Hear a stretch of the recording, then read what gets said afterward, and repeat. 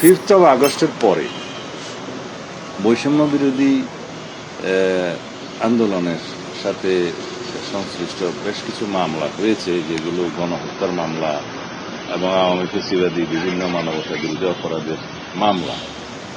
এখানে আমরা তাদের কাছে তালিকা চেয়েছি জেলা পর্যায়ে, যে জেলাওয়ারি কতগুলো মামলা সেরকম দাখিল হয়েছে। এগুলো রিমোট ডিস্ট্রিক্টগুলোতে হয়তো কম, কিন্তু মহানগরগুলোতে সংখ্যা একটু বেশি। তাতে আমরা যাচাই বাছাই করে দেখব, যাতে আপনারা সবাই জানেন অনেক মামলার মধ্যে হাজার হাজার লোককে আসামি করা হয়েছে। সেগুলো আমরা যাচাই বাছাই করে দেখব সত্যিকার অর্থে প্রকৃত আসামি কারা, সেটা আইইউ তদন্ত কর্মকর্তাগণ এটা তদন্ত করে দেখবেন, এবং যাতে স্বল্প সময়ের ভিতরে সেটা ডিসপোজ অফ করতে পারে তদন্ত, সেটা দেখবেন।